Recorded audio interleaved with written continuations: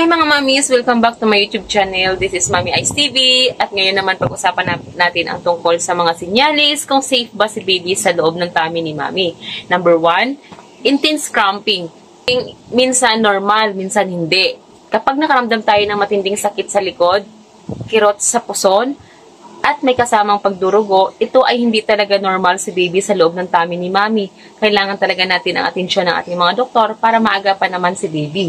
Number 2, lack of movement. Binabantayan talaga natin kung gagalaw si baby o hindi. Pero kapag naramdaman natin na hindi gumagalaw si baby sa loob ng ating mga tummy, sinyalis po ito na hindi safe si baby sa loob ng tummy ni Mami. Huwag po natin ipagbawalang bahala. Kailangan po natin na magpatingin sa ating mga doktor para malaman natin kung ano yung mga advice ni Doc para malaman natin kung safe si baby o hindi. Number 3, kapag hindi lumalaki si baby sa loob ng tummy ni Mami, ibig sabihin, kulang ang mga nutrients na nakukuha niya sa kanyang Mami. Ibig sabihin, kailangan din ni Mami na bantayan ang kanyang mga kinakain na kailangan ang kakainin niya healthy at kailangan maayos ang kanyang tulog. Dapat matulog tayo ng maaga, kumain ng mga vegetable at mga prutas. At uminom tayo ng maraming tubig. Kailangan din ni baby na hindi siya makulang sa oxygen para naman hindi mapanganib ang buhay ni baby sa loob ng tummy ni Mami. 4, pag-bleeding. Kapag nagdurugo si Mami, minsan normal, minsan hindi talaga.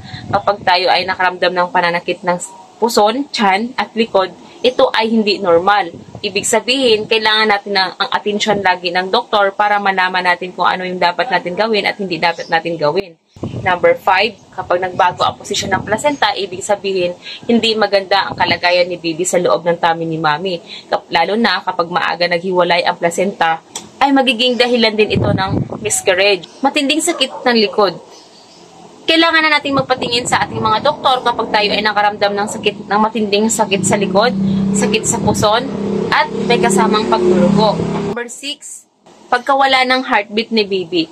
Ito talaga yung mga exciting part na binabantayan din ng Mami, ang heartbeat ni baby at nakakabahala kapag ito ay walang heartbeat. Masama ang kalagayan ni baby sa loob ng tummy ni Mami.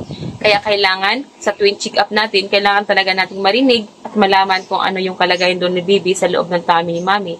Yun lamang mga mamshi, sana meron kayo natutunan sa video ito at kung meron kayo natutunan, please subscribe, like, comment down below at pakipindot na rin ang bell button para updated kayo sa aking mga susunod na video. Huwag palaging may stress si Mami dahil dapat lagi nating tandaan na huwag isipin ang stress, problema at kung ano pa man, lagi nating isipin ang kalagayan natin, kalagayan ng ating baby. Yun lamang mga mamshi, bye-bye, God bless.